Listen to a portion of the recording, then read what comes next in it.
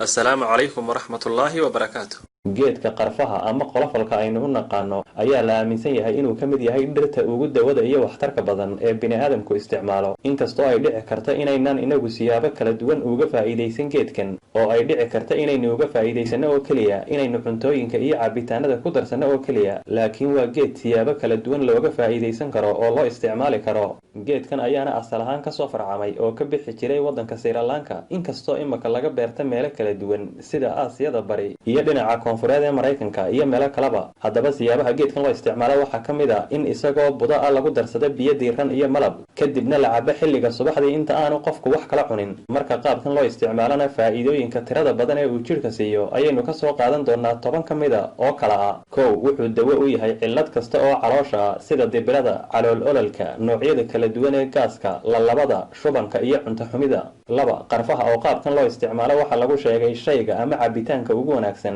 ee ay cabaan dadka qaba xanuunka sonkorowga saddex qarfaha oo qaabkan loo isticmaalo ayaa lagu sheegay inuu jirka u diido maadooyinka sababi kara kansarka ku dhaca beerka iyo maqaarka afar sidoo kalena waxa lagu sheegay shayga ugu wanaagsan ee dhiigga iyo jirkaba ka sifeeya sunta iyo maadooyinka kiimikada ah ee dhibaateyn kara jirka shan waana shayga ugu wanaagsan ee ilaaliya caafimaad qabka iyo shaqada wadnaha lix sidoo kale waxa lagu sheegay shayga ugu wanaagsan ee jirka ka nadiifiya nooc kasta oo bakteeriya iyo jeermisa oo dhibaateeya jirka toddoba qarfaha oo qaabkan loo isticmaalo ayaa lagu sheegay dawada ugu wanaagsan ee lagu daweeyo ilka xanuunka laakiin dadka ku daweynaya ilka xanuunka waxa lagula taliyay inay 3 jeer maalintii isticmaalaan qarfaha iyo biyaha diiran iyo malabka la isku daray sideed waxa lagu sheegay shayga ugu wanaagsan ee lagu daweeyo xanuunka dhiigkarka sagaal waxa lagu sheegay inuu dawo la yaab leh u yahay dhammaan cilladaha ku dhaca maqaarka sare ee jirka toban sidoo kalena qarfaha oo qaabkan loo adeegsado ayaa lagu sheegay mid muhiim u ah caafimaad qabka iyo shaqada maskaxda waana inaad koobiya diiran ku darta hal qaado barkeed oo ah qarfa aad shiiday isla markaana aad ku sii darta hal qaado oo malab saafi ah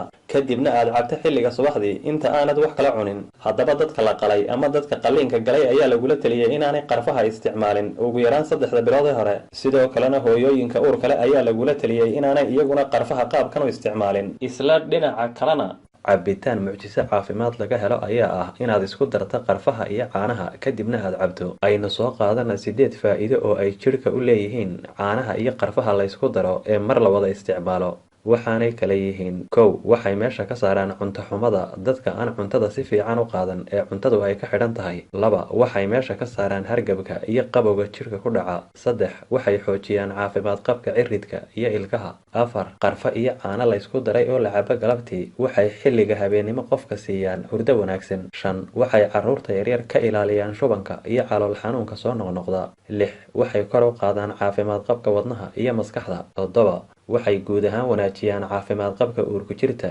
jilbaha iyo dhammaan kala goysyada jirka sideed waxay guud ahaan jirka siiyaan faytamiinada iyo borotiinada muhiimka u ah jirka ee jirku uga baahan yahay inuu ka helo cuntooyinka amaba cabitaanada kale waxaanaad u diyaarinaysaa labadan shay qaabkan soo socda 2 koob oo biyo ah waxaad ku dartaa 2 qaado oo caanaha qallalan ee booraha kadibna ku sii dar 2 qaado oo qarfa la shiiday haddana ku sii dar 2 qaado oo malab saafi ah kadibna waxoogaa yara diiri ama kulayli markay qaboobaan cab mahadsanidin